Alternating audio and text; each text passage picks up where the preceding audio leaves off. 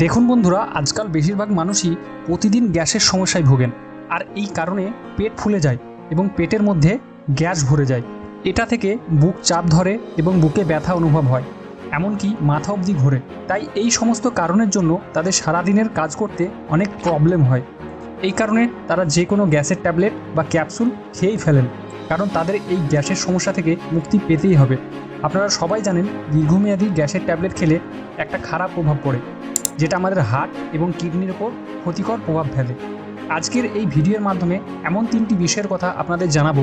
এই কথাগুলি আপনি যদি বুঝে নিতে পারেন, তাহলে আপনাকে এই জাতীয় কোনো ওষুধ খেতেই হবে না। দেখুন বন্ধুরা, আমরা যখন খাবার খাই, সেই খাবার সবার প্রথমে মুখে নিই, চেবাই, তারপর গিলে নিই। এই খাবার গিলার পর আস্তে আস্তে খাদ্যনালীর মাধ্যমে নিচের দিকে আসে। আমাদের খাদ্যনালী এবং পাকস্থলীর মাঝে একটা দরজা থাকে, তখন সেই দরজাটি খুলে যায় এবং খাবারগুলি পাকস্থলীতে যায়। আমরা যখন খাবার খাই, তখন ওই খাবারের সঙ্গে কিছু পরিমাণ বাতাস আমাদের শরীরে যায়, তারপর ওই দরজাটি বন্ধ হয়ে যায়। এই বিষয়টি আমার বোঝানোর উদ্দেশ্য হলো, যারা খুব দ্রুত খাবার খান এবং খাবার ভালোভাবে চিবিয়ে খান না, এর ফলে খাবার ঠিকমতো হজম হয় না।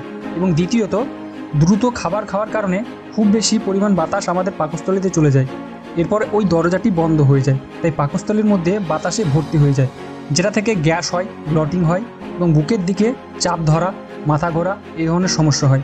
তাই আপনি কখনো দ্রুত খাবার খাবেন না, ধীরে সুস্থে ঠান্ডা মাথায় খাবার খাবেন। যখনই আপনি ধীরে সুস্থে অল্প অল্প করে খাবার খাবেন, তখন সেই দরজাটি অনেকক্ষণ খোলা থাকবে এবং খাবারের সঙ্গে যে অল্প পরিমাণ বাতাসটা গিয়েছে সেটা পুনরায় ফেরত আসবে। একটা সময় এই বাতাসের ঢেকুরের মাধ্যমে মুখ দিয়ে এই বাতাস বেরিয়ে আসবে। এর ফলে পেট ফোলার সমস্যাটা থাকবে না এবং পেটে আর গ্যাস জমবে না। দ্বিতীয় হচ্ছে, যখন আপনি পানি জাতীয় কিছু খাবেন, সেটাও খুব আস্তে আস্তে খেতে হবে, কারণ খাবারের মতো এটাও সেম প্রসেস ফলো করে, যেটার ফলে আপনার পেটে গ্যাসে ভরে যাবে। আপনি বোতলে কখনোই জল খাবেন না বা গ্লাসে মুখের ওপর তুলে জল খাবেন না। এর ফলে আপনার পেটের মধ্যে প্রচুর পরিমাণে বাতাস ঢুকে যায় এবং খাদ্যনালীর দরজাটি বন্ধ হয়ে যায়। এর ফলে পেটের মধ্যে গ্যাস জমে যায়। তৃতীয় নম্বর হচ্ছে, যারা খুব বেশি টেনশন করেন বা চিন্তা করেন, তাদের পেটের মধ্যে প্রচণ্ড পরিমাণে অ্যাসিড তৈরি হয়, অর্থাৎ হাইপার অ্যাসিডিটির সমস্যা দেখা যায়। কারণ ব্রেনের সঙ্গে পেটের একটা নার্ভের যোগাযোগ রয়েছে। এতে আমাদের পাকস্থলীতে যে প্রোটন পাম্প আছে, সেগুলি খুব বেশি পরিমাণে অ্যাসিড ক্ষরণ করে।